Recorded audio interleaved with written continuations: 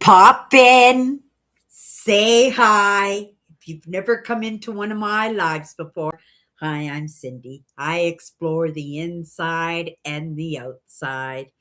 Oh my goodness, we are getting so close to Christmas, you guys. I've been having a little bit of fun with it this year, and not in a way that, I'm working towards getting things done for Christmas. Because for most of the time, when it comes to Christmas rolling around, I'm that woman. You're lucky if you get your present wrapped. It's usually shoved in a garbage bag. My family used to just make such jokes about it every time I would come in with Christmas. It got worse with me when I first separated from my husband. I stopped doing the Christmas decorations. I used to do a big annual Christmas party every year. I used to decorate the house to the tilt. I would bake, I would entertain. It was so much fun. And yet after my I separated from my husband, right? I got rid of all my Christmas decorations, all my fake Christmas tree. Yeah, I don't have anything except for, if you can see them here, they're three little ornaments that my sister made me about 5 years ago. So I put those up on a little ornament that I keep on my fireplace mantle.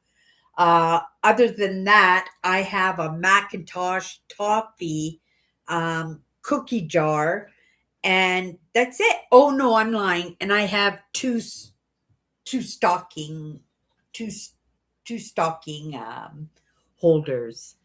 But those are going. I won't be bringing those out again either. I was just kind of moving them around all through the season because I didn't have quite a good spot for them. But realized, do I really need them? No, Cindy's not a big, right? She's not super big on the Christmas, but I have to say, this year felt special. It felt special in a way. It was, uh, well, number one, it was something I didn't think I was going to be able to manage easily. I don't have a huge family, but between the nieces and the nephews and the great nieces, there's probably, and the brother in laws, there's like 12 of us, right? And I managed. Luckily, last year working in that little thrift store that put the roof over my head, um, I kept my eye open for presents. I had a theme going for one of my sisters, so every time an item came in that theme, I'd tell you it. But if she's watching, then she'll know what she's getting for well, she won't know what she's getting for Christmas, but she'll know what material it's made from and what the theme is that I went with, right? Because I ended up for her birthday giving her one of the items that I was collecting for her Christmas present, right? So I was really pleased with how, sorry, I'm doing my ponytail up. I don't like my hair just all messy and flying around. Much better. Um what was I going to say about that? I didn't think I was going to manage as well as I did when it came to Christmas. And there were a few things that I had picked up last year. There, if you guys know, I've been clearing out the lovelies in my apartment. I know it doesn't really look like that, but I've mentioned it a few times. So I've been trying to find everything a good home just to try to move it along because within the next few years at the very least, I would like to give living on the road full time a fair shot, if at all possible. In order to do that, there's some things that I'm going to need to accomplish in that. So I have to apply myself, right? So Cindy's going back to work. She got the resumes all printed out. You could see I'm thrilled about it. But I am willing to do what I need to do in order to achieve the things that I want to achieve.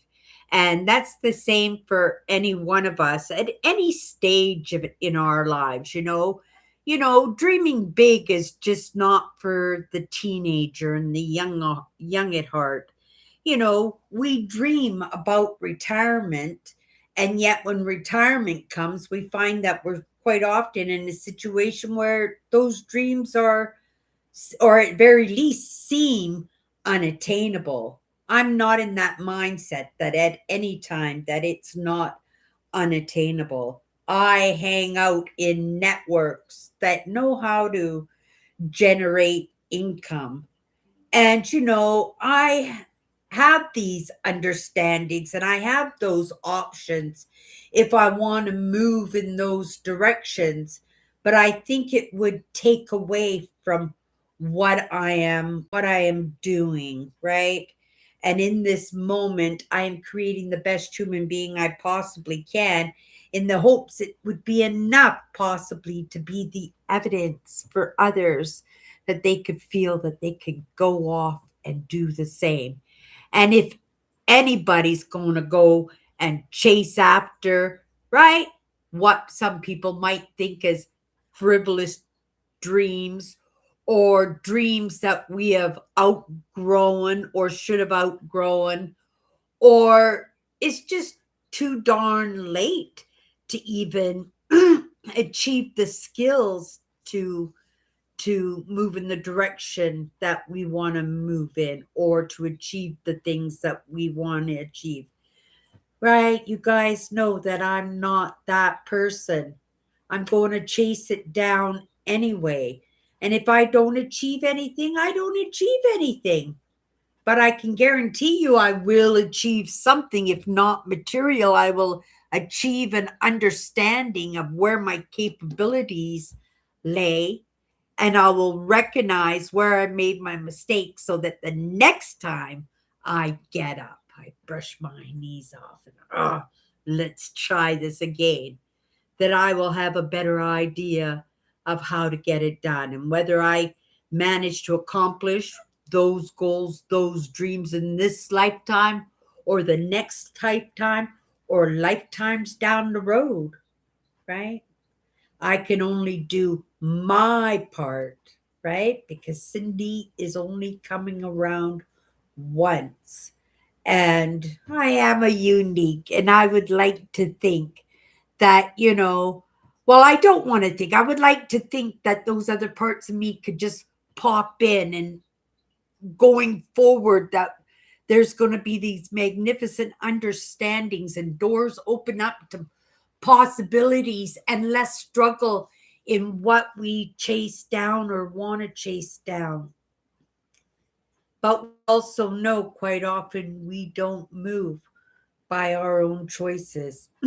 I was well into my 50s before I learned that lessons. It was a late lessons. I can't imagine what I would have accomplished if I had woken up to some of these ideas earlier.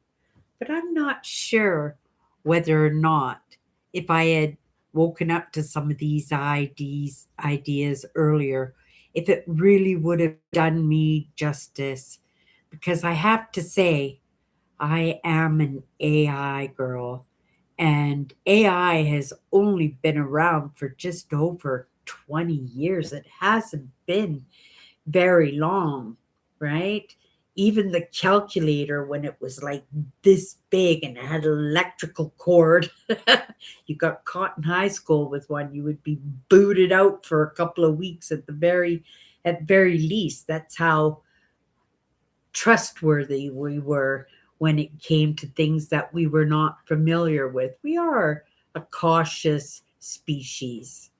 But I think that's okay. I think that's why we have survived as long as we have, is because we have been cautious, that we work things out, that we practice, that we fail, that we persevere, that we're creative, that we have all these amazing aspects of ourselves when we partner with ourselves, that there is no reason why we can't create magnificence in our own lives.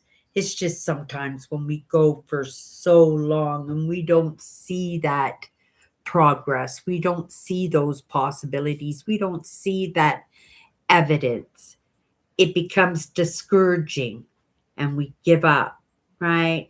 And sometimes when we give up, we can be this close to where we needed to be in order to make that next stage and that next step into something amazing. And that's the truth. Okay, let me come in and say hi to everybody.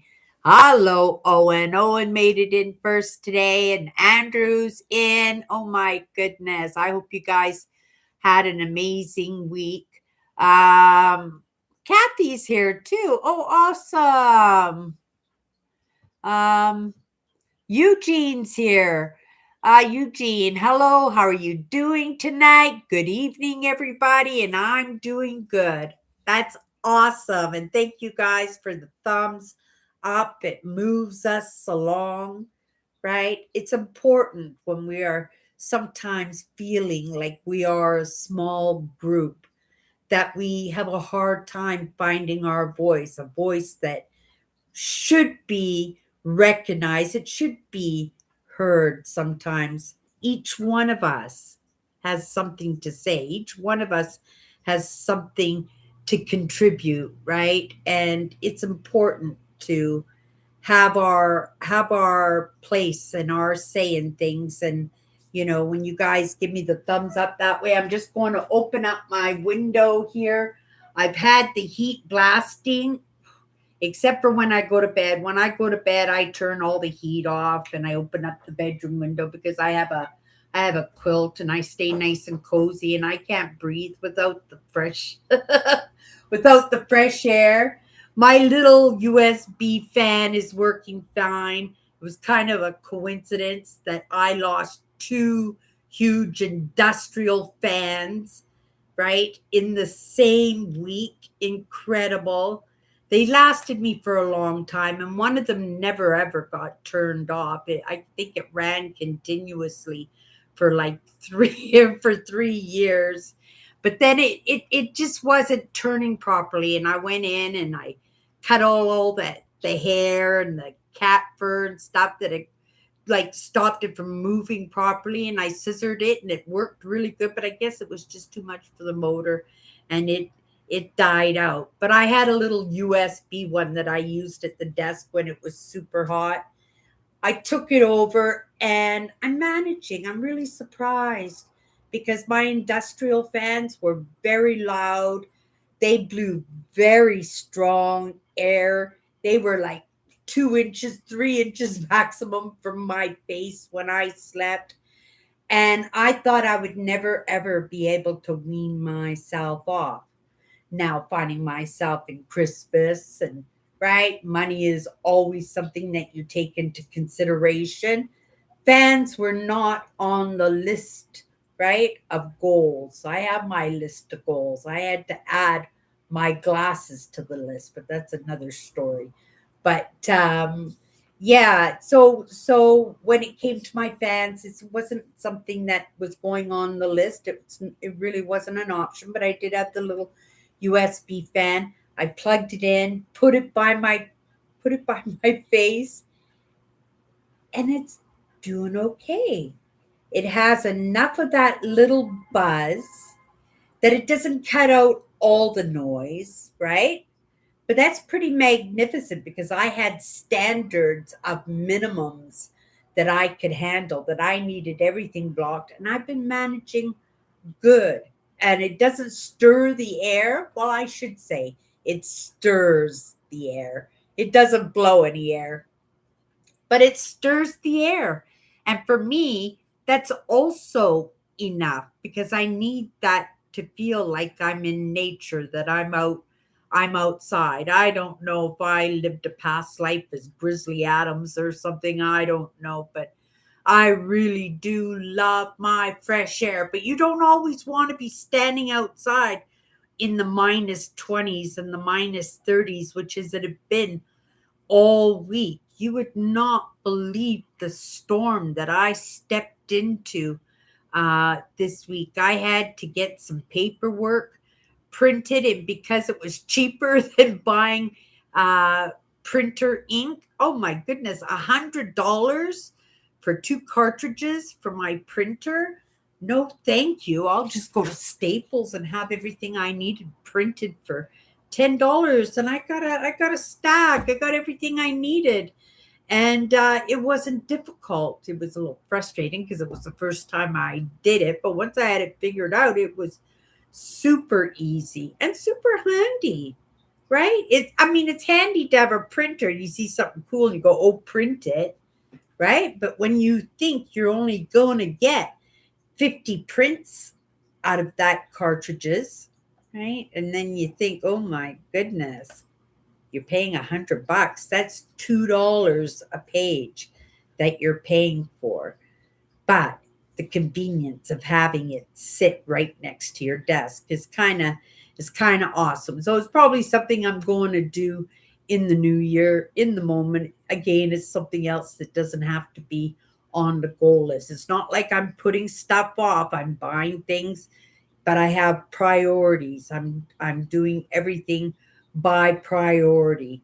And yeah, I'm getting things done. And like I said, when I came in, I was very surprised how well I got Christmas done this year, that I managed to get everything that I wanted, and I had fun. I had fun doing it. I didn't do much in the way of visiting.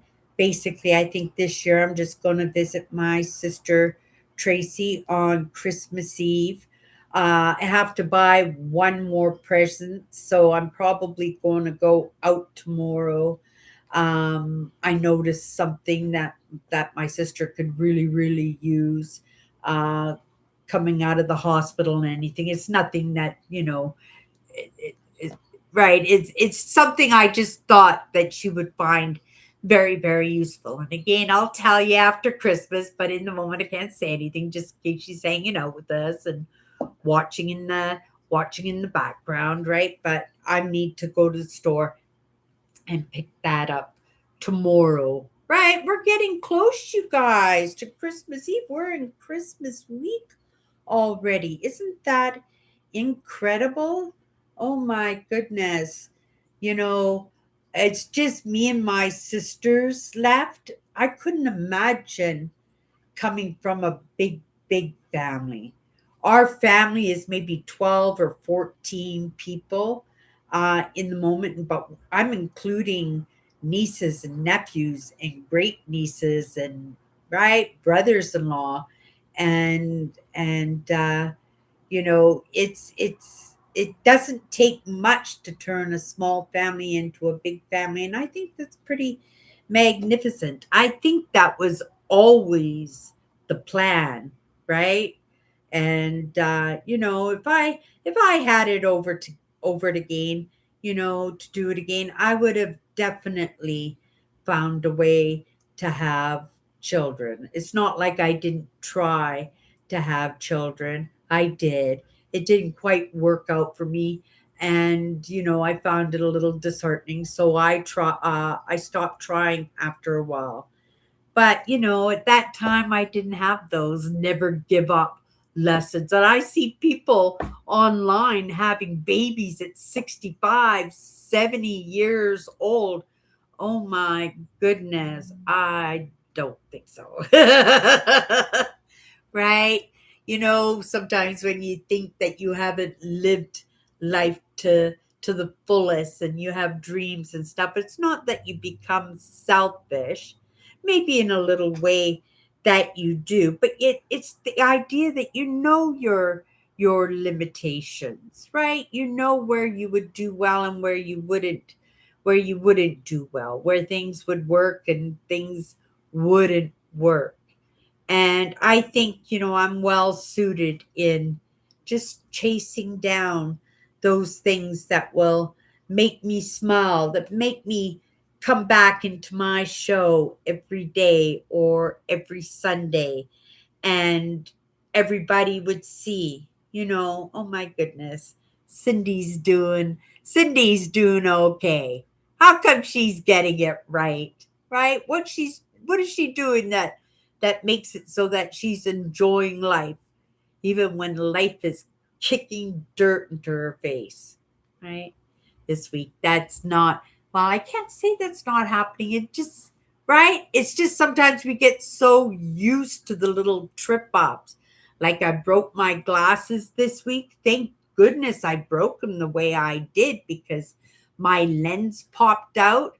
And it was when I was taking my scarf off and I got my glasses jammed and my lens popped out and I broke the frame on them. And I went, oh my goodness, another thing that didn't get on the goal list this year. I had to put it on the goal list. Glasses are a priority, so they have to go on the list before the goodies do. Right? We take care of what we need, and then afterwards we take care of what we want. Sometimes what we want just shows up when we don't need it. I tell you, I had a week like that this week, right? I thought I was on top of it. I was so grateful. Oh my goodness, the presents are done, house projects are done, right? And my mail is done. Everybody is done with hospitals. Everybody's feeling better again. And then just have the trip ups happen. And when you see the trip ups happen, right, sometimes you don't take into consideration that those are trip ups because they happen all the time. You just call it life after a while. And maybe that's part of the evidence is not to be taking everything so seriously, right? Like it truly is the end of the world. The end of the world is when you call it or when you've made that serious wrong turn, that mistake. Right? So I don't worry too much except my next step in front of the other. Right? And you manage okay. But then again, it's only in my own experience that it gets to be the evidence. So we chase down, we chase down those dreams. So this year, you guys, September, I'm going back to work, but I'm telling you, I have to take all of September off. So when I get back to work, we are applying ourselves. We are going on a strict diet. I'll be working, sleeping, eating, doing my live show. That will be my entertainment. That will be my life until I have enough for that vehicle, enough to get that vehicle ready to get me on the road. I want to get prepared, and see if maybe it's a possibility. So this summer, the plan, or this fall coming up, right? The plan is to do 9 provincial parks, 9 of them. I have a destination in line, but that destination in line is going to take 3 days to get to and 3 days to get home. So there's almost a week right there. And of course, I need to spend 2 days in every park, right? So, yeah, I've decided that we are going to do 9 provincial parks, and only 2 of them I have done before. But one I chose because I might only make it a day drive. But though I've never done a Google review, well, I have done a Google review for this part, but nothing in depth because it was a day drive and I had to, right, go dig crystals. So I chose Sleeping Giant Provincial Park that I have done twice before. And I like doing it, but it's basically just to stay over so I can go dig crystals at Amethyst Mine. And then I'm also doing Caliper, which was my favorite park year before last. If you guys remember, it was my last provincial park, not this year, but last year. I loved it so much. I might even do the exact same camping spot that I loved it so much. And so I decided to do that one again. But the other seven parks, I've never visited before. I've just checked. Two of them are have no facilities, no showers, no running water, or anything, and the other parks all have showers and laundry and everything that I could want. And I have to start my trip a week earlier because I'm going to a park in Northern Ontario that I've never been able to go before because they always shut down, usually the first week of September. This week, they are shutting down, or this year they're shutting down second week of October. So they're done on the 14th. So I'm going to leave on my trip on the 12th. So we're looking from the 12th until the end of the month. I will be I will be on the road in September. So that's a lot of great content for my channel. That's great movement forward because as I'm working on it, I'm realizing it. I'm thinking about it. I'm getting things done. And it's in that movement that the movement actually gets faster, that momentum of getting things accomplished and things falling into place and the right people and the right circumstances coming into your life. And that's how I've gotten these trips done. And if you guys have been hanging out with me, I've been doing these trips for decades, and I've always had the most magnificent time. But like I said, sometimes in having the mishaps and the wrenches thrown into your life, that sometimes you don't notice when it happens, right?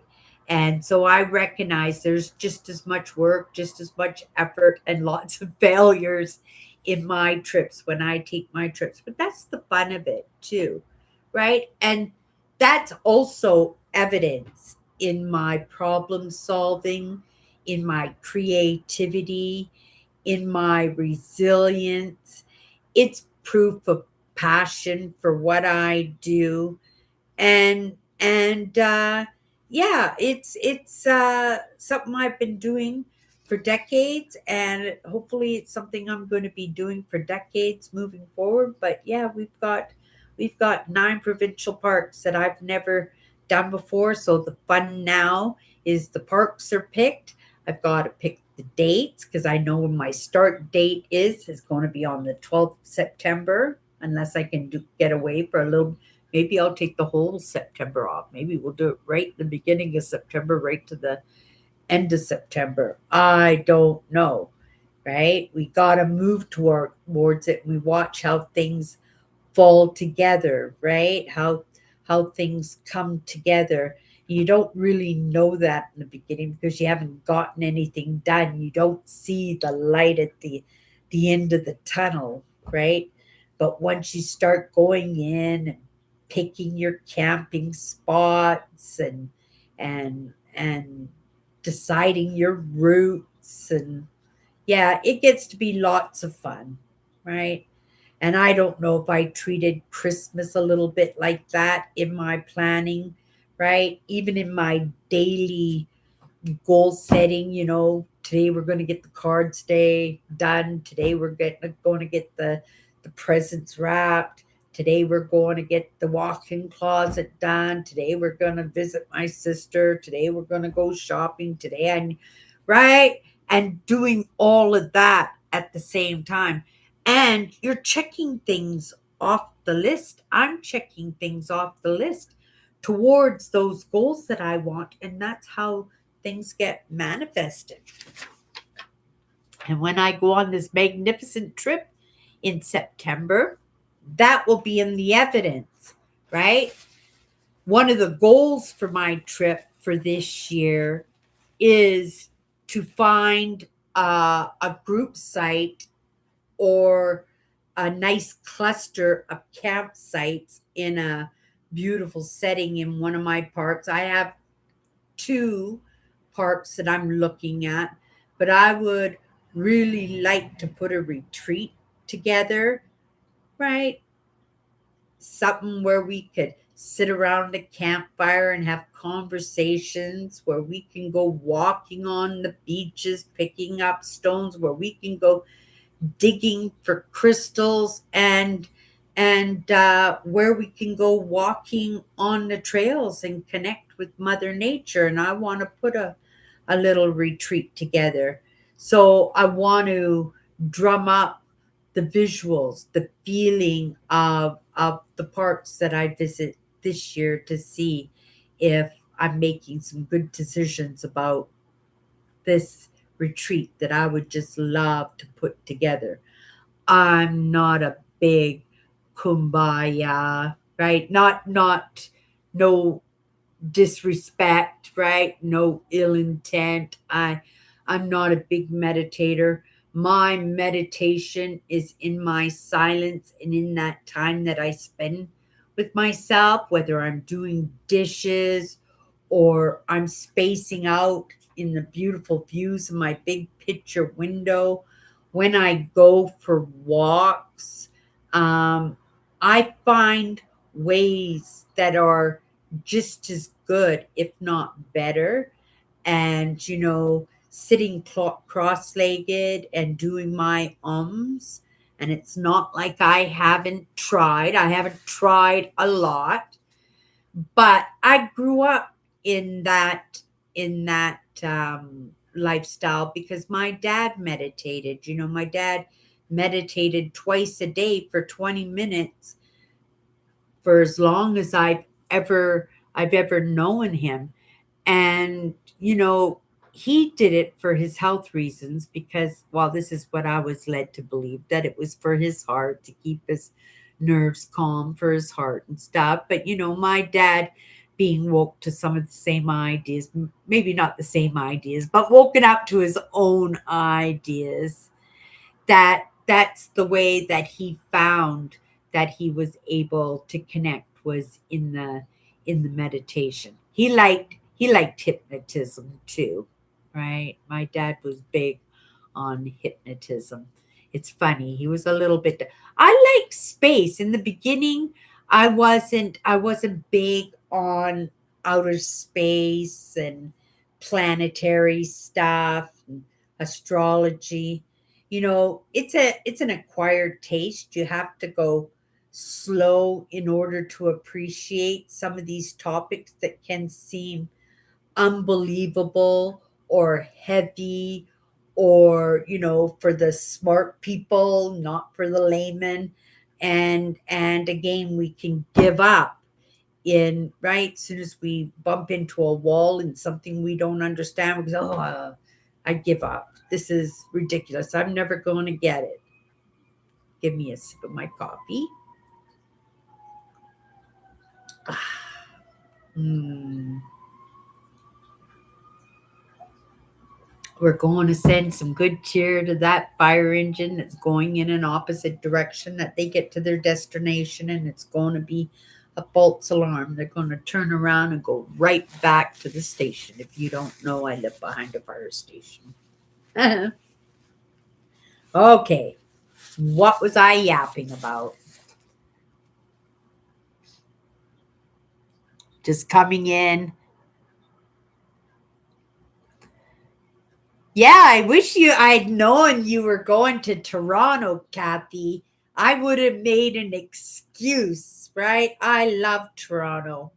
I all I need is a good excuse, and I would have made it happen for sure. We could have gone for lunch or something, but again, these trips are special, and they're really great memories. And yeah, it was kind of neat when you showed me one picture and I went, "Oh my goodness, I remember standing right there." Yeah. You'll be going again. You like Toronto too, eh? I like big cities.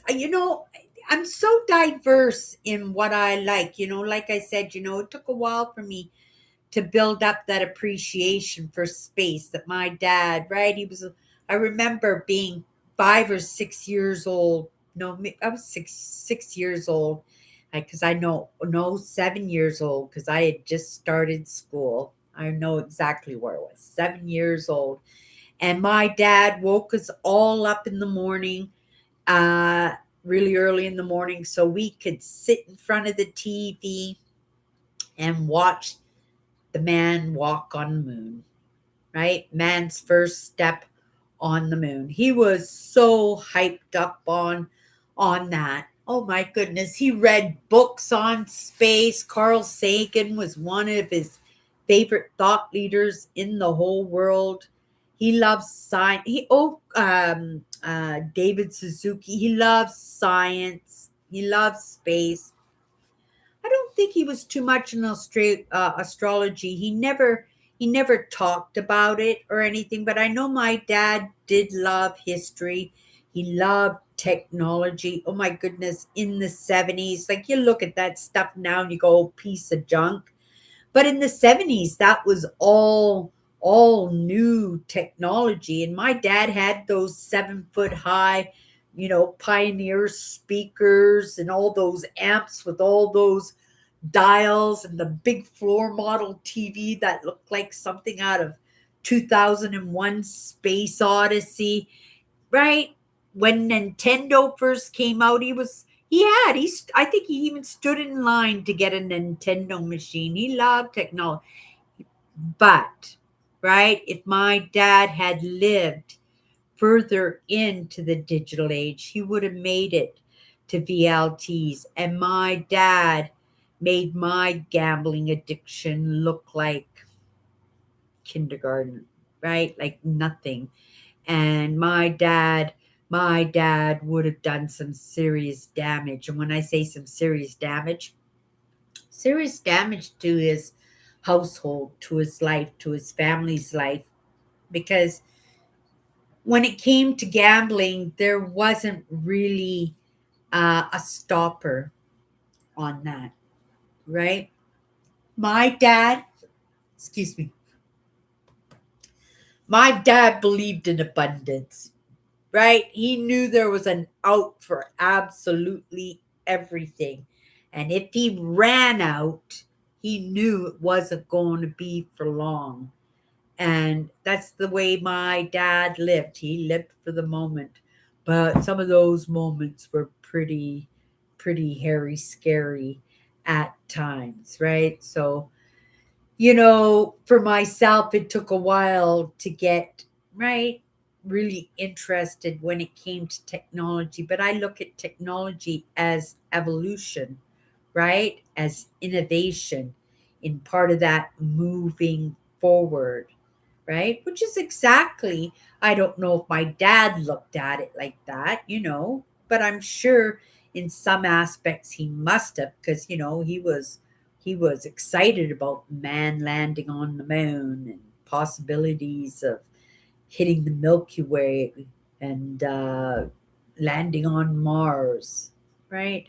And he really believed in the people that he searched out for his inspiration and his motivation. And each one of us has that opportunity and that right and that responsibility to search out for ourselves who our thought leaders are, who we trust to take us in a good direction, right? Not split crosshairs and opposite sides fighting with each other to see who's going to lead, but in that mutuality. My dad was big on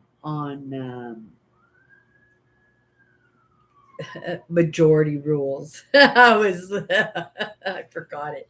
Majority rules, right? He was big on that because he said the minority will always hold the majority accountable. And right, that's the truth. And so, I kind of even run my life that, okay, well, life can go about however they want. People want to run the lives, run the cities, run their worlds. And then I'm just going to move in between the lines. I'm just going to weave myself in between those experiences. And for the most part, that's what I've done. And I think I would have found it extremely frustrating if I hadn't done that, because I would have hit walls, because nothing's in a straight line, right? Nothing is in a straight line. And unless you're paying attention in front of you, you're just going to go boom, and you're just going to hit a wall. And it takes a lot of lessons sometimes to learn not to hit the wall, right? And, so that's got to be something that I'm grateful that I learned to ride those waves pretty early. Because if I hadn't learned to ride those waves, if I hadn't learned to accept my circumstances that I was in, because we can drive ourselves crazy when we have ideas, and when we, right, when we really want to get it out there, and we're like pit bulls with the piece of raw meat in our mouths, and we can't give it up. And it turns us hard. It can make us, controlling and narcissistic, sometimes even make us borderline, because it is so frustrating when we don't get get the things that we want, right? That things don't work out the way that we want them to work out. But it's in that partnership with ourselves, and it's in that partnership with those partners in our lives, right? Because we are responsibility. We are part of that, the makings and the workings of those ships, right? Just like, I'm looking at buying my sister a present because she desperately needs it. I was absolutely in shock when I recognized that there was something that she needed that she didn't have, right? But it's part of being a part of that ship, because if one part of that ship is not holding well, right, it's not doing its part, that it's got holes, it's leaking water, then the whole ship, right, has that possibility of going down. But being a little bit, right, understanding of what each part of that ship entails, that maybe if we can help each other out, we're not just helping somebody else, but we have an opportunity to cross train in something that we've never known before, right? That maybe if we find ourselves in that situation again, or we find somebody else in that situation, that at very least we have that information that might help somebody else out along the way, right? And you know I'm a bit of a information junkie, right? I like to Google things that I don't understand, and that I would want to understand a little bit better. I'm just trying to think of something that I Googled today. Um, oh, I Googled, here's an interesting, I brought it up actually. Andrew might find this interesting. I asked it because one time if Lake Winnipeg or Lake Manitoba was part of the Great Lake system. And I remember asking out there, and Andrew piped up and he said, no, it's not part of the Great Lakes system. Now, you didn't tell me why it wasn't part of the Great Lakes system. He just stated the fact that it wasn't part of the Great Lakes system. So I wanted to Google a little bit. about that, right? So the first thing that I Googled was, is the Hudson Bay salt water or is it fresh water? Because I assumed that that water was coming from the Atlantic Ocean. And it's true that the Atlantic Ocean drains into the Hudson Bay. Well, it's made up of the Hudson Bay, but different rivers move into the Hudson Bay. And you guys might remember me mentioning before that our rivers, our Red River, it trails off of the Mississippi River and it flows north, right? It flows north. And the Great Lakes flow south and flow east and drain into the Atlantic Ocean, whereas the Hudson Bay is brackish water, meaning the rivers, all the different river systems that run north, run into the Hudson Bay. You wouldn't die from drinking, you wouldn't dehydrate from drinking the water in Hudson Bay because there is so much fresh water mixed in with it, but they call it brackish water. So the reason Winnipeg Lake and Manitoba Lake aren't part of the system of the Great Lakes is the fact of where they drain into, which makes Manitoba possibly the most important province in all of Canada. Why? Because the Great Lakes are governed by both Canada and the United States. Winnipeg Lake and Manitoba Lake, Winnipeg Lake being the 11th largest lake in the world, and Lake Superior being the 10th largest lake in the world. How can Great Lake of Winnipeg not be a Great Lake if it's the 11th biggest lake in all the world? Well, it's just that fact. It's not part of the Great Lakes. It was part of the Great Agassiz Sea. It was a great sea hundreds of thousands of years ago, and Lake Winnipeg and Lake Manitoba are actually remnants of what's left of those lakes. But it makes us in Manitoba very indispensable, especially there was another reason too. It's because even though Lake Winnipeg covers the even more square miles of acreage in their lakes, they don't have the depth.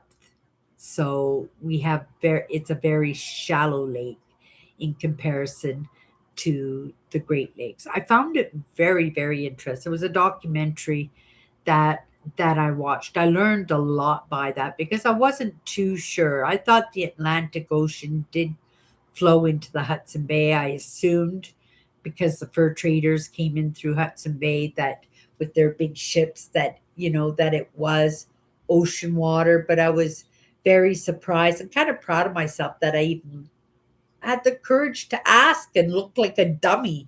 Not like I'm looking like a dummy to anybody human, but I'm looking dummy to AI learning that's going, Cindy didn't even know that one. Well, Cindy knows that one now. And to have a clear definition of brackish, because if you had mentioned brackish water to me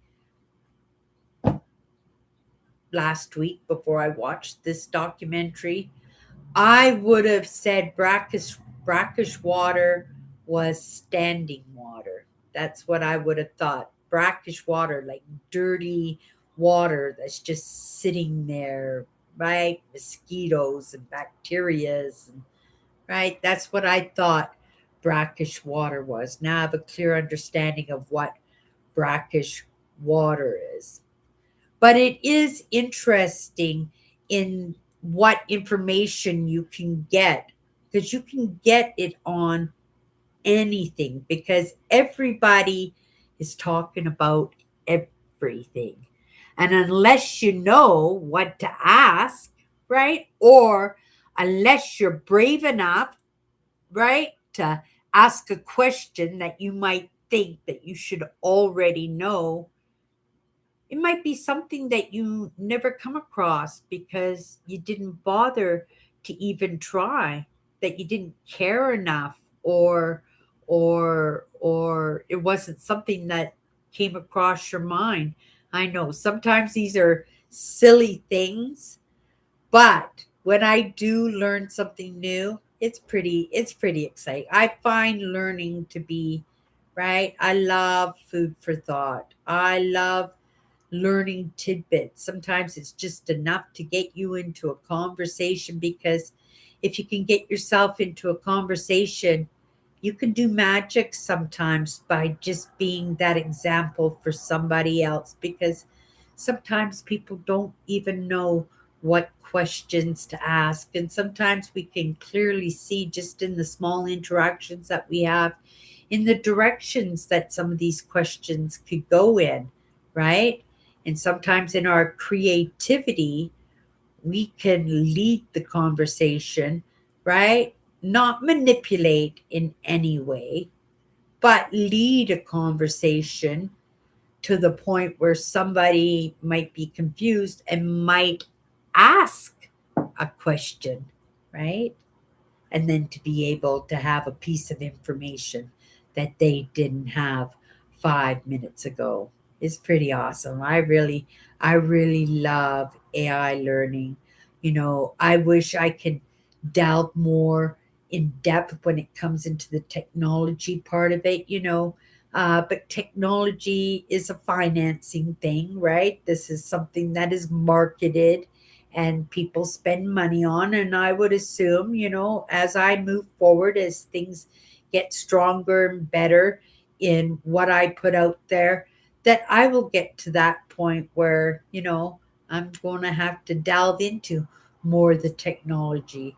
Here and there along the way, I've stepped my toes into wireless microphones, which I've kind of given up on in the moment. And I have a good one too, right? But wireless microphones, stabilizers, camcorders.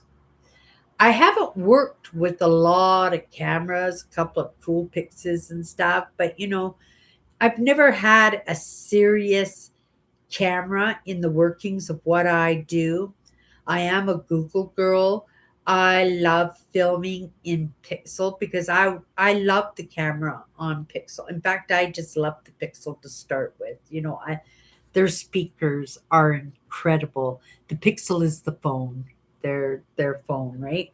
But I film all my outdoor explores with the Pixel, and I think quite often, and it's an editing issue if they don't turn out well. They're usually almost always an editing issue, and that's my problem, right? Not my camera's problem. And yeah, and in doing that, I become the evidence. My content becomes the evidence that it can be done. Now, am I at that point right now that I'm going to film Eminem's next music video with the Pixel? No, right? But it isn't that practicing. It isn't that failing. It isn't that getting up, brushing my knees off, and trying again that eventually I will get it. I am determined in that. Okay, let's come into the comments. Everybody's just saying hi today. How's everybody's Christmas week going? Are you guys going into the hairy scary of it all, or if you just kind of tied it up nicely for the few people that are in your life, or maybe you don't celebrate Christmas at all. I sent my Christmas cards out, and I had one of my cards returned. So somebody has moved. So he's been with my brand for a very, very long time. So I'm sure he will pop in again, and I'll get him to message me with his new address. And yeah, that's unfortunate, but people move along in and out of my life, in and out of your life all the time. And even though in the moment it could be sad, right? Um, you have to understand, I have to understand that that's often a good thing. It just means that we've outgrown each other's company, that we're heading off in our own directions, right? I'd like to think that we're all going to hang out together till we're 90 or 100 years old. That would be pretty cool. Wouldn't that be pretty cool, you guys? That I'm still doing my live shows at 100. If there's any way that I possibly can, hook me out up to the machines, fill me up with tubes and stuff, and just keep me going. I'll keep showing up here on Sunday night, no problem, right? That's that adapt and conquer. That's the never giving up. That is finding a way. And because, for me, this is a lifetime. This is my this is my life. This is not something I needed yesterday, even though there was a time I felt that way, that I needed it yesterday.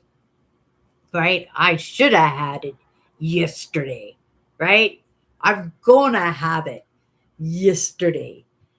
And things change, right? And now it's just a part of my life, and I understand movement is still being made, but that desperation, right, that need to, right, is being replaced by I want to. And I think that's an even better thing. And it's also better for me too, because it's good for my system, because when you're going in that hairy scary, when you're jumping into brand new things, into things that you've never tried before, it can be nerve-wracking. We can't always do things in a slow pace. I mean, if the forest is burning and your house is in line, like you can't be piddling around deciding what outfits to take with you. Just load up the boxes and garbage bags and out the door you go. But you adapt and conquer in that, right?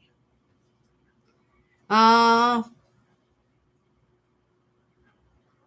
Oh, awesome, Andrew. I'll look forward. I was down at my mailbox this afternoon. That's why I noticed I had that one Christmas card got returned to me.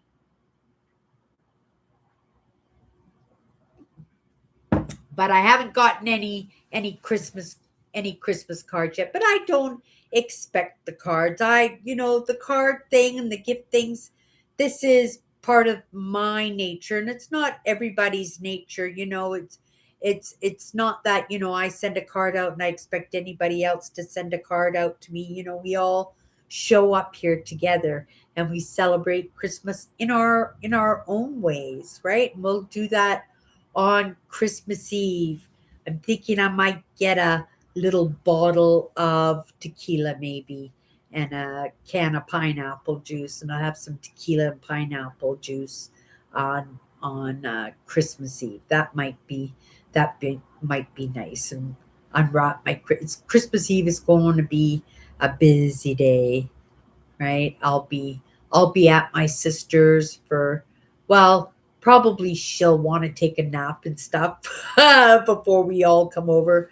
But it's much better for her, her still in recovery, right?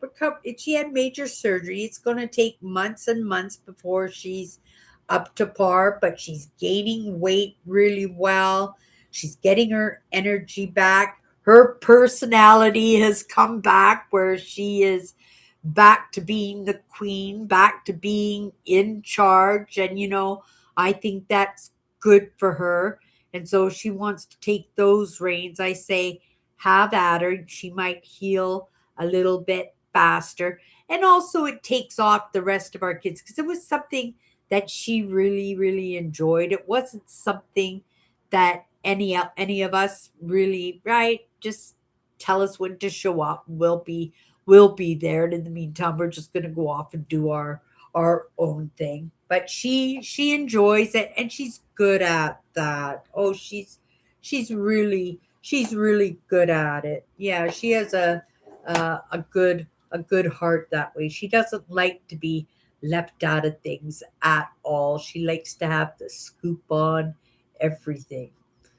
Okay, let's come down here a little bit.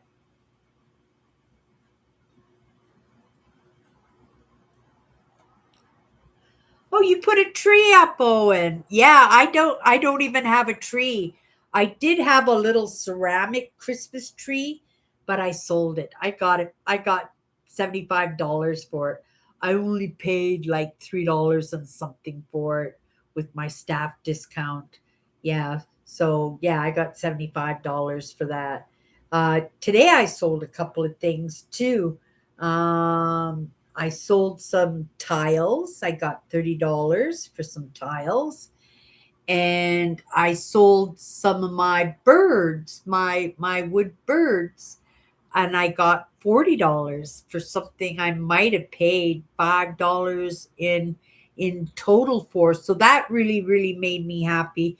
And it doesn't look so cluttered now. Tomorrow I will dust my shelves and I will rearrange everything there. Things are looking better and better in here all the time.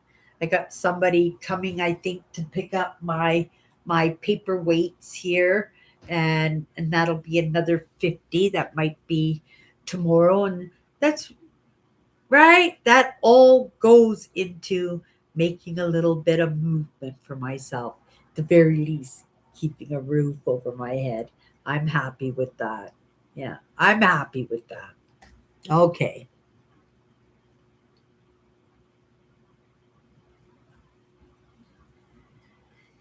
Yeah, Christmas time, my sister is on high stress. Tracy, it's like she always says by Christmas Eve, I've got to be done by 6 o'clock because at 7 o'clock, I'm sitting in my chair and I'm opening up my stockings and I'm done. But she goes 100 miles an hour. She goes so fast and she puts herself in these frantic states. And I remember because we used to have Christmas dinner at her house, right? And oh my goodness, I would just try to stay out of her way, right? I'll set up the sunroom because we always ate our Christmas dinner in a beautiful sunroom that she had. We could just look right outside, out in the backyard at the big trees and the snow. And it was a nice long sunroom too, so we could lay the table and held everybody. It was really, really, she had a beautiful, beautiful home. She got good money for it. She got a really, really good deal on the house, and she made huge, huge profits on it, enough that she'll be able to retire, even splitting it with her ex-husband who got half, right? He was a house husband the entire time they were married. He never worked.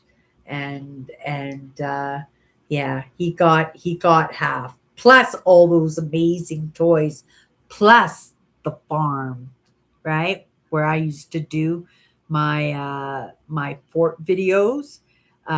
Yeah, that's where he's living right now. I would love to go out there, but I don't know what I would say to him. I don't have a problem with narcissists if they can follow on values, but sometimes your voice just, right, lets it out of the bag, the nastiness of how people who are narcissistic hold on to control. It's I don't even call it control. It's not control.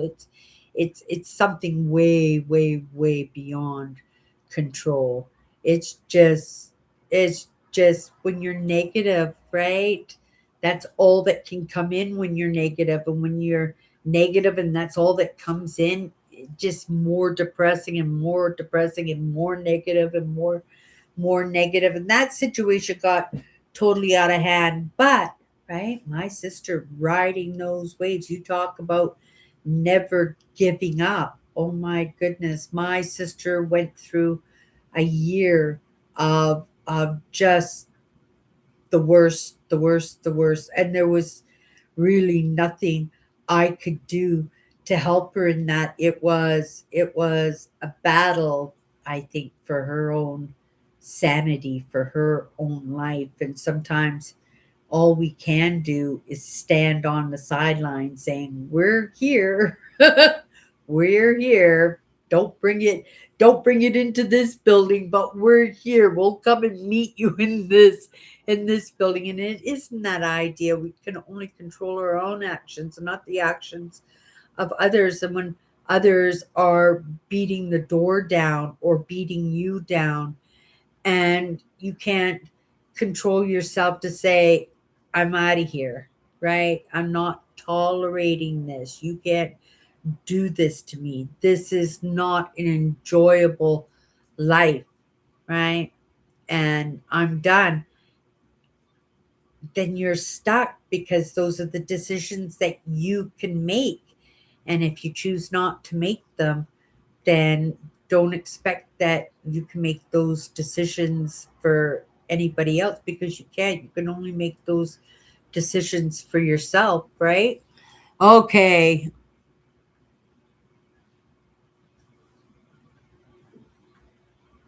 But perfect. I'll be looking forward to my Christmas card. Oh, rum. Do you drink dark rum, amber rum, or light rum, Kathy? I used to drink the dark rum with lime juice with Coke. I really liked the taste of it. And I don't know how, because I can barely manage to get a rum and Coke down now. I usually like my alcohol to taste like tropical fruit punch or chocolate milk, one or the other. I've never been an alcohol person.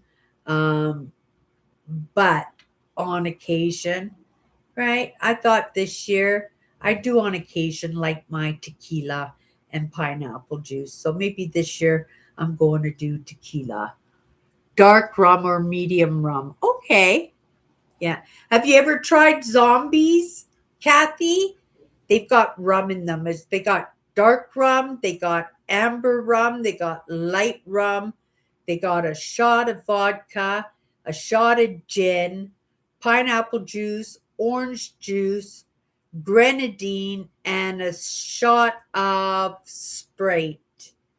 They're so good. Now you talk about tropical punch. You can't even taste the alcohol in them. And there's like 3 or 4 ounces of alcohol in zombies. Oh my goodness. Yeah, if you ever go to a nightclub or a bar, Kathy, ask them to make you a zombie. You'll absolutely love a zombie, and you'll have so much fun on a zombie. A zombie might not last you very long because you got to taste the alcohol in it, but you'll have so much fun on a good night when you want to go out and splurge a little bit, because I think it's probably a 12 or $13 drink, but you'll only have 1 or 2 of them. And you'll be done, but you'll be done in a good way. Lots of fun. Yeah. Those were the special treats when I do the zombies. But usually when I go out, I would have tequila paralyzers. Um, I like tequila paralyzers because they taste like chocolate milk. And like I said, I did the dark rum and lime juice and Coke. And I did that for a while. But,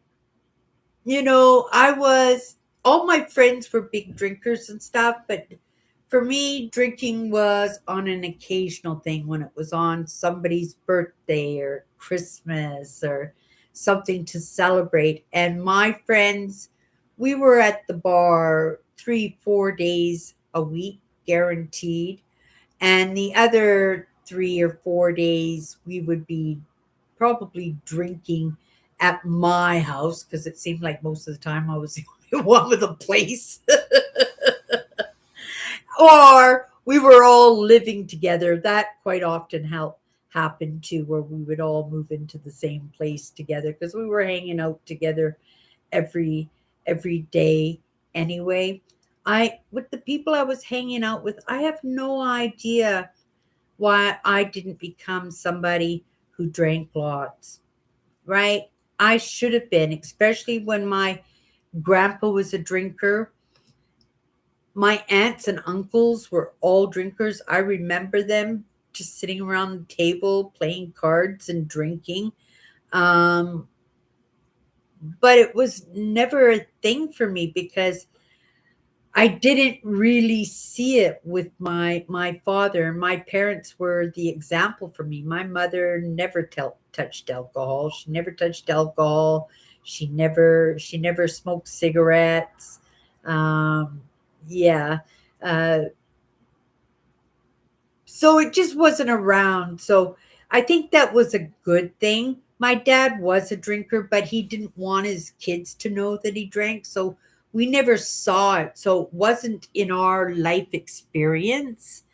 Uh, but it was still in our genetics, wasn't it? My grandpa was one of those downtown alcoholics, those ones that sleep in bus shacks. That was my grandpa. He hanging out with the homeless people and stuff. And he was a mean drunk person. But when he wasn't drinking, and often he would quit drinking, he would quit drinking for a year, sometimes 2 years, and then he would slip back and start drinking again. But he could go a very, very long time. And he was always quitting every year. So he was a bad alcoholic, but maybe he was a bad alcoholic for 3 months out of the year when he would fall back into that habit. You know, uh, Things I believe are passed down genetically. I believe in who you surround yourself is who you become, which makes me right why I'm so surprised as to why I didn't become a drinker myself because all my friends, we all hung out at the bar. In fact, I worked at a bar for 15 years. I served alcoholics and drinkers. My husband drank, but you know, he wasn't, I don't think, an alcoholic. He drank lots because he was young and we were going to bars and stuff. But there were lots of times when he didn't drink at all because we weren't going out, we weren't doing those things. So for him, it was more of a social thing, right? It's in that drinking when you need to drink every single day and not just have a drink every single day, but have numerous drinks every single day. But I can't say, for anybody else and be the judge for anybody else, whether that is a good thing or a bad thing. I could see how it would stop movement, right? Because if you're partaking in those things that distract you and the possibilities of making movements in something else, then that's what you're going to do, right? You're going to choose that couch and remote control. I would much rather like to have my noodles about me and make some good decisions for myself. Do I make good decisions all the time? No. Am I perfect and don't have faults? No. I went to the store tonight and I bought cherry turnovers. And I ate cherry turnovers for dinner tonight. Couldn't even make protein and vegetables. I did buy coleslaw, so I'll have some coleslaw tonight. I haven't been eating enough vegetables, so I'm thinking, oh, what would be some good vegetables to bring into the house, you know? And I thought cabbage. Cabbage is a good one. But oh my goodness, I looked at the price of cabbages, you guys. This big. The cabbage was this big, just a little bit bigger than a softball, like a baseball. Almost $5. Almost $5 for cabbage. It's awful, the pricing. And even with Trump taking off the tariffs on the beef, our beef prices are still through the roof. We need some good beef sales. People need to get some protein into their systems. They can't eat eggs forever. I eat a lot of eggs. I believe in the protein. Protein is so important, but protein these days, especially, is not an affordable staple unless you live in a cabin out in the bush and you can shoot your own deers and moose and cantaloupe. Cantaloupe? Antelope. Right? Cantaloupe. um, right? So I do the very best that I can for my body. I even switched out my vitamins this week, you guys, and it made a difference. Just in 2 days, I felt a difference in switching out, and I only switched out one vitamin. I added the vitamin C back into my diet. I haven't been taking in enough citrus, and I didn't realize how badly, right? And I believe in the 1800s, 1700s, 1600s, scurvy was huge, right? And people would get really, really sick. And it wasn't till well, it was accidentally found. Vitamin C was discovered a long, long time ago because there was a shipmate who would bring a citrus rind marmalade on the boat with his wife. Would make this citrus marmalade for him every time he went out on the ships, and he would share those preserves with other people, and the crew would never get scurvy, and they didn't know why, where other ships in the same fleet were dying and getting sick and not being able to do their jobs properly, but on this other boat, right, they were doing so well. It was because of the rinds in the oranges and in the lemons and stuff, and the cantaloupes, what other citruses, limes, whatever. There's lots of different citruses out there, and it was these preserves that this woman had made, and but it was 100 years later that somebody actually discovered the vitamin C and what it actually did. you know 80% of humans are deficient in vitamin D3, and they're deficient in their vitamin C, and for sure deficient in their B12s, right? The B12s. That's because we're not eating enough meat, right? Because we can't afford those proteins. Oh, they're making meat, you guys, in petri dishes now. It's not, I remember probably about 10 years ago, they were mentioning it.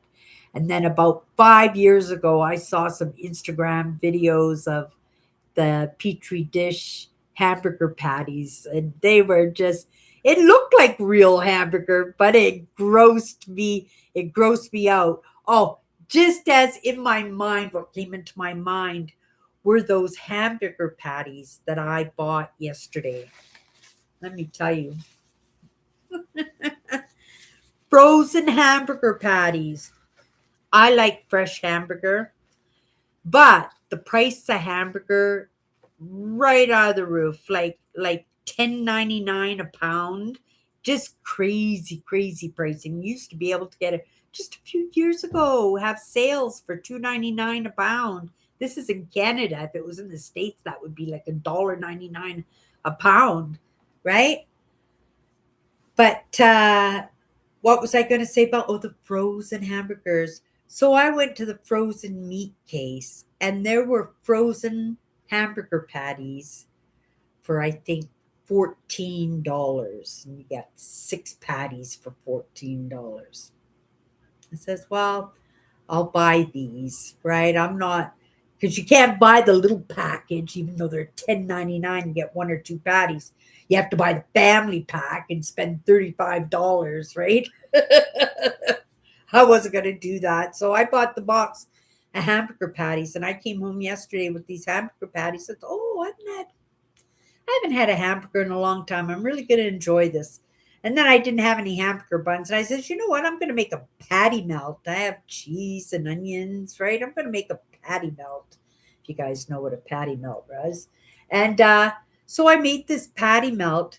But when I was looking at this hamburger, when I pulled it out of the stack, out of the box to throw in the frying pan, yes, it looked like a hockey puck, but not a black hockey puck, not a pink or red hamburgery looking hockey puck.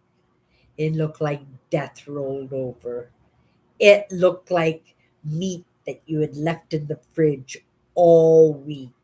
It was gray. But I fried it up and I said, well, I paid $14 for this, Cindy, so you're going to eat it. And so I made my patty melt, and the frying pan. I'm looking at the frying pan that I grilled this hamburger patty in, and this frying pan was half full of grease. I says, "Oh my goodness! Like I don't even know there was much protein in this hamburger patty to start with. Where is this fat coming from? Like, did they inject the hamburger patty with the fat? Are they using internal organs or just adding like suet, which is pig fat, to the ground beef? Where's all this fat coming from?" But you know what? That frozen hamburger patty was absolutely delicious.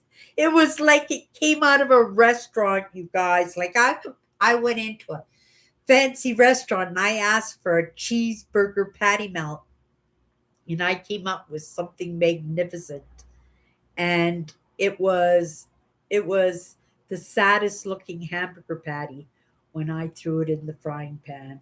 I don't even think there was much protein in it. Actually, I'm just going to grab the box and see actually how much protein was actually in those boxes of hamburger patties.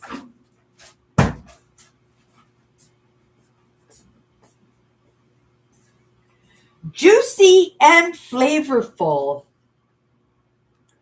Home style prime rib burgers made with 75% prime rib. Oh, you guys. And prime rib is a fatty meat. Oh, so I did do good. But how come the patties were gray then? I don't understand why my hamburger patties were gray. But oh my goodness, they were not appetizing. They were not appetizing looking in the very least, but it sure was. It sure was delicious. But I got to realize too, this is the world we're moving in. If I went to Japan, almost every single one of our meals would be out of a vending machine. I'd be interested. It would be a fun trip, I think, to go to Japan. I don't know how much nature there would be. Wherever I travel, wherever I go, I want to, right, that time that I spend on the road, it is with Mother Nature, because I believe that that's the most ancient of our connections, right? And even though we can't connect with our other parts of ourselves, like have conversations with those other parts of ourselves, that somewheres along the line that possibly we lost that actual language of being able to communicate. I believe that nature never lost it because it's ancient. It's still here, right? Humans have evolved so many times that, right, that it makes sense that a lot of it is forgotten. But I think the language, even if we don't understand what the trees are saying, what the grass is saying, what the ground is saying, they're still speaking to our souls, to those other parts of us. And if we have an inkling in how to communicate with those other parts of us, right? Maybe they could fill us in those conversations that they have with the trees. I love Mother Nature, right? Cindy, I love Mother Nature. I always have in my entire life. I always have. But in those connections with my other parts, I understand those other parts of me love nature probably 10 times more than I do. I just don't understand it. Those other parts of me love nature 10 times more than I do. How come I'm not on the road 10 times more? Because that's where I want to be, right? Okay. Melvin's here. Hello, Melvin. Oh, I didn't know Melvin was in here. It's nice to see Melvin. Merry Christmas, Melvin. I wanted to send you a Christmas card this year, but I didn't have your address. If you ever want to message me on Instagram or message me, my email's down below and leave me your email address. Next year I'll send you a Christmas card, okay, Melvin? I was waiting for you to come in, but it's kind of late now. Christmas is only a few days away and all my Christmas cards, they've all been mailed out already. So hopefully I didn't miss anybody. If I have your address, hopefully you'll get a card before Christmas. Anyway, we only have a few more days before Christmas. And I did send them out over, oh my goodness, a week and a half ago. So we'll see. Let me know when you get your cards, if you get your cards. Already one of them got returned back to me, right? But I suspect that, his family moved away. But my worry, my concern is that they moved away for not a good reason. His family was pretty vulnerable too, right? And he was very dedicated and very loyal to his family. And I think he was the oldest child too. Um, but they moved. So hopefully, right, I'm sending out good mojo that they moved into a better situation than where they was, that they didn't move because they had no choice. That would be a hard one, especially at Christmas. I heard from him just maybe a month ago. He popped into one of my lives, but I hadn't seen him since. But he'll pop in, I'm sure. Maybe he'll come in on Christmas Eve and hang out with us. I'm going to wear a pair of pajamas and I'm going to drink tequila and pineapple juice and I'm going to open my Christmas stocking, have a nice quiet evening after a busy day because we'll be at my sister's all day on Christmas Eve and it is a little bit crazy town. But the narcissists have kind of flamed out, right? Petered out in the chaos that arose in those holiday celebrations when we would get together. And that is kind of peaceful. I think we all agree it's peaceful. And I think our family needs that peace in that healing because um, it was very very stressful and it played out well. It could have played out better, but it certainly could have been a whole lot, could have turned out so much worse than it did. Something hit my sister, right? And yeah, got her moving and she resolved a lot. She had her life turned upside down. I think I had my life turned upside down. She had her life turned upside down. And yeah, I'm optimistic that, going forward she's going to have a little bit better footing. And I think it would be good for my sister Tracy to have more control over her family. Not going to have control over me, because in the lessons I've moved forward, but I can be a better member of that family, a better sister, a better partner for her in those considerations that might not have happened if she didn't make those difficult decisions that she did. We're all in the same storm, like I said, but we're all in different boats, and we just have to appreciate where we're at in the moment and just trust that, maybe there's a better boat going to come along, and just get ready for that space and that boat to come available, right? Okay, you guys, what else do I have to share here? I shared my parts. I have my list of things to get done for Christmas. I only have two more to do things to do on my Christmas list. One of the hinges on my dining table came unscrewed, so one of my hinges doesn't pop up. One of the extensions that turns it into a bigger table, so I want to fix that.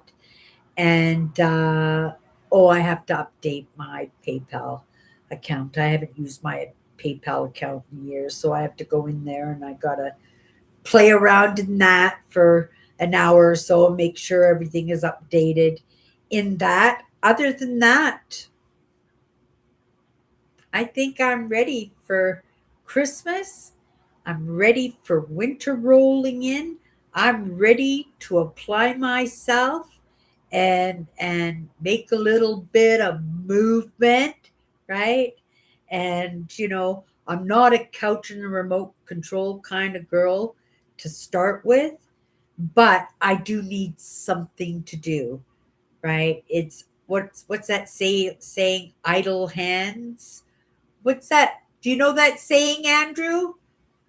About idle hands that get you into trouble, right? That, lots of things that we get ourselves into trouble with is the fact that, right, we're bored, right? We're bored, that things don't interest us anymore. And so, again, there's that opportunity to give up, right? So, the idea is to never give up and to find interesting things that add value to our lives, right? That make us smile. And once we're smiling and we're happy, we can pass that along, right? We can pass that along. Oh my goodness. Are we after 9 o'clock already? What clock was I watching? Oh my goodness. You guys, Christmas Eve. It'll be 7:30 this year, Kathy, at 7:30 Central. Only because Christmas Eve we're going over to my sister's Tracy because she's recovering from her operation. So we're going to keep things kind of quiet and make it so that she doesn't have to go out anywheres. So we're all going to go to her house for a few hours. And then, at 7 o'clock, I'll have everybody, we'll quickly clean up our apartment like we were never there. And I'll get one of my sisters to drive me home. I will be here, guaranteed, 7:30 Central. Even if I have to walk home, I will be here at 7:30 Central on Christmas Eve. If anybody out there wants to pop in on Christmas Eve, if you don't have anything to do, and even if you do have something to do, sometimes it's good to switch things up. And also sometimes, we do the family thing and we rub with people that we would rather not rub with, right? Puts us in a bad mood. And who wants to be in a bad mood on Christmas? Come and hang out with us. Guaranteed you'll be in a good mood. Okay, you guys. That's it for tonight. And I'll see you Christmas Eve. If I don't see you Christmas Eve, everybody have a great Christmas, and we'll see you next Sunday.